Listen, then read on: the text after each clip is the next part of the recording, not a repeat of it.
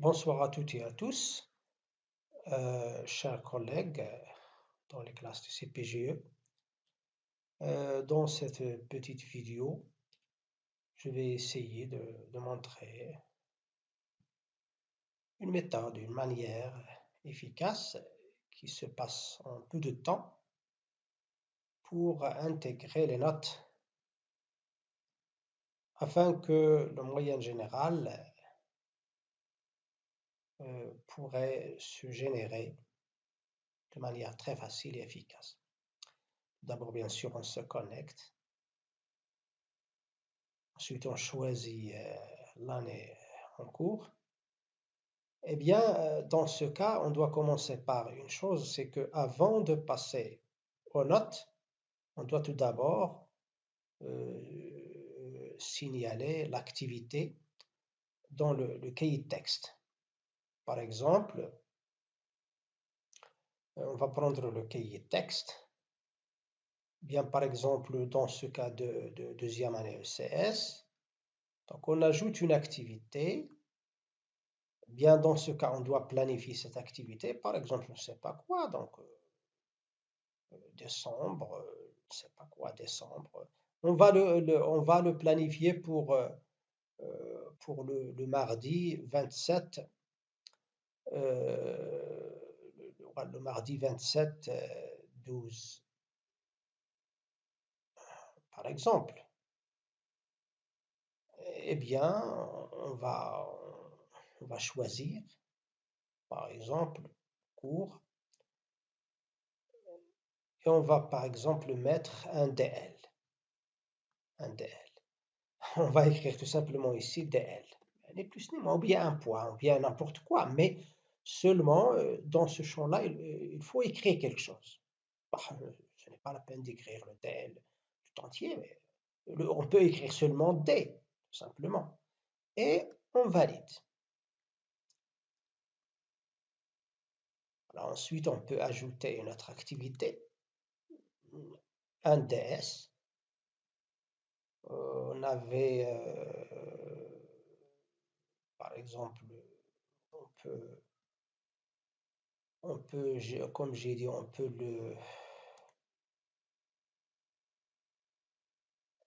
le planifier pour le 29-12. Eh bien, dans ce cas, par exemple, c'est une colle.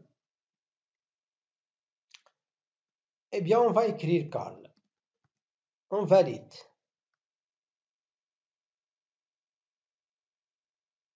On valide une autre activité. Par exemple, toujours décembre, on va le faire pour le 12, je ne sais pas quoi, le 12 décembre 2022. C'est un cours, mais bien sûr, il ne s'agit pas du cours, il s'agit de DS numéro 1, par exemple. DS numéro 1, DS numéro 2, DS2. On valide, tout simplement. Et ensuite, on va ajouter une autre activité. Par exemple, pour le 6 décembre, cours, donc on va faire le DS numéro 3. DS numéro 1, celui qui reste. DS numéro 1. Bien, maintenant, on a fait les activités. Bah, donc, dans 2 minutes, donc 2 minutes, ça y est, j'entre toutes les activités. Et bien maintenant, puisqu'il y a les activités là-dedans, bien sûr, je peux contacter maintenant la recherche et je vais constater qu'il y a des choses que je dois noter. Voilà, notation. Soit je passe ici, je fais la notation, je donne les notes, soit je passe au cahier en notes et appréciation, et je vais trouver qu'il y en a pour cette classe, qu'il y en a des activités. Voilà, donc le DS etc. Donc, ce sont ici de toute façon il y a des activités qui sont propres à celui qui enregistre cette vidéo. Mais bien sûr, on va entrer ici, hop, donc le DS du mardi, ou bien la colle du 29-12.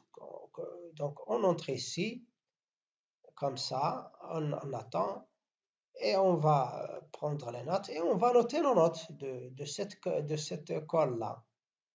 Voilà, donc on remplit,